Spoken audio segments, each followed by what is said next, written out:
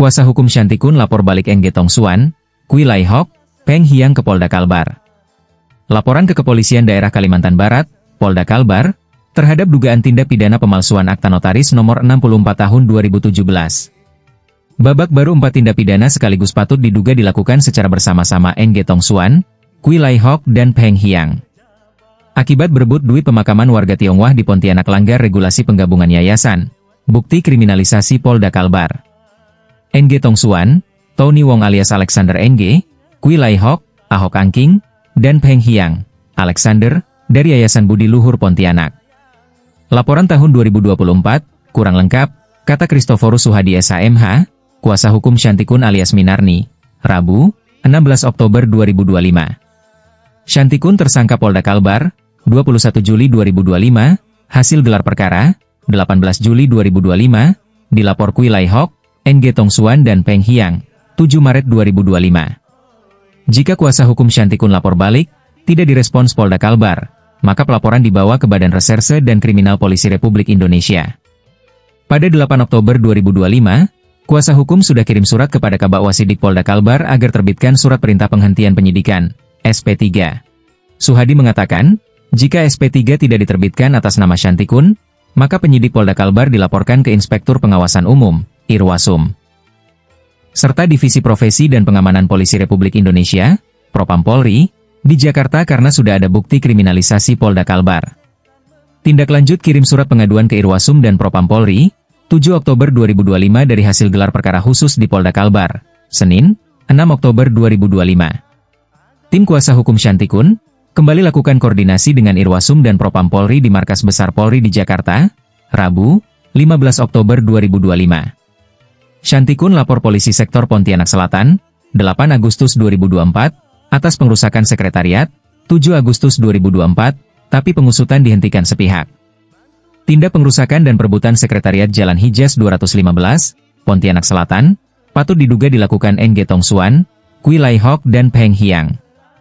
Shantikun lapor Polda Kalbar atas pemalsuan tanda tangan dalam akta notaris nomor 64 tahun 2017, tapi pengusutan dihentikan sepihak. Shantikun, pengawas Yayasan Budi Luhur Abadi Pontianak pimpinan Yo San Keng alias Poniman, turunan resmi Yayasan Pekong Hui sejak tahun 1962. Kuasa hukum Shantikun lapor balik Engge Tongsuan, Kui Lai Hok dan Peng Hiang ke Polda Kalbar atas dugaan 2 tindak pidana. Pertama, palsukan tanda tangan Shantikun, Kue Kiau Heng Hengki, Abu Hasan di Akta Notaris Pendirian Yayasan Budi Luhur Pontianak, nomor 64 tahun 2017. Shantikun dan Kue Kiau Heng Hengki buat surat tertulis, tidak ikut ke notaris di Pontianak, Sabtu, 17 Juni 2017, bentuk Yayasan Budi Luhur Pontianak.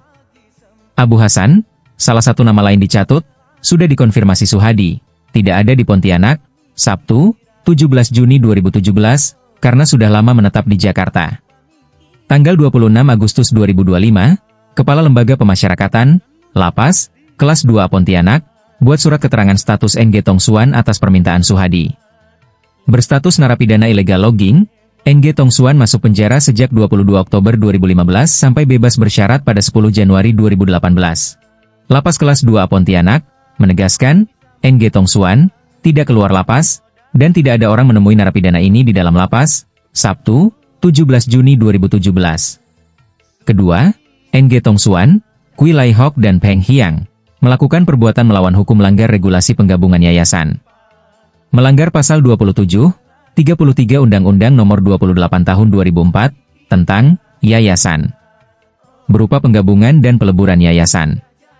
4 fakta potensi pelanggaran hukum Engge Tongsuan, Kui Lai Hok dan Peng Hiang mengacu Undang-Undang Nomor 28 Tahun 2004. Poin ke-1, tidak ada bukti usulan rancangan penggabungan Yayasan Budi Luhur Pontianak, 2017, dan Yayasan Pekong Hui, 1962. Poin kedua, tidak ada bukti berita acara penggabungan Yayasan Budi Luhur Pontianak dan Yayasan Pekong Hui.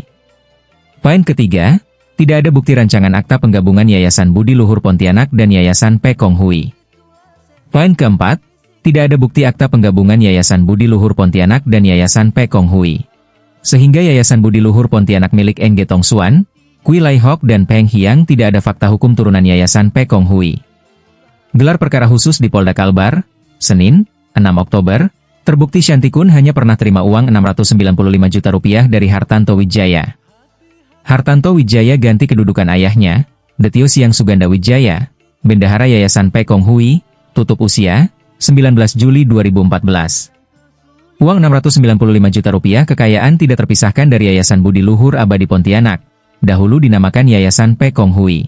Fakta hukum, Yayasan Budi Luhur Abadi Pontianak, turunan Yayasan Pekong Hui, Akta Notaris nomor 26 tahun 1962, tanggal 20 Februari 1962. Frasa tertuang Akta Notaris nomor 3 tahun 2025, tanggal 21 Januari 2025, disebutkan secara jelas Yayasan Budi Luhur Abadi Pontianak. Perubahan nama dari Yayasan Pekong Hui berdiri didasarkan Akta Notaris nomor 26 tahun 1962, tanggal 20 Februari 1962. Lengkap kronologis, periodisasi kepengurusan, dari Yayasan Pekong Hui sejak 1962 hingga Yayasan Budi Luhur Abadi Pontianak, 2025. Penyidik Polda Kalbar tidak bisa buktikan Shantikun gelapkan uang 1,2 miliar rupiah atas laporan Kui Lai Hok, NG Tong Suan, Peng Hiang.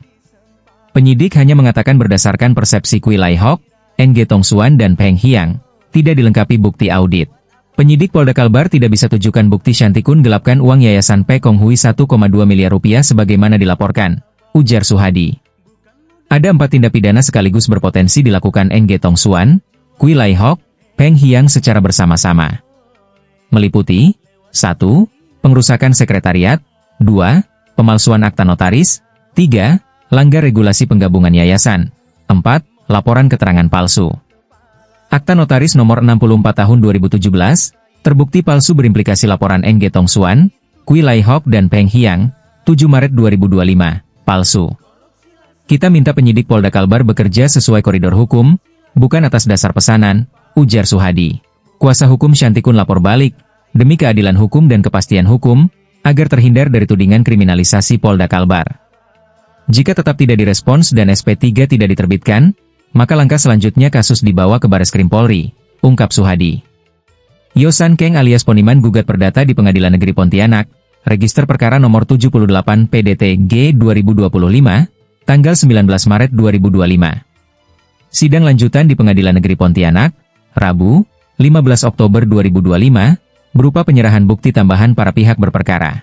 Yosan Keng, Ketua Yayasan Budi Luhur Abadi Pontianak, gugat perdata NG Tong Suan, Kui Lai Hok dan Peng Hiang.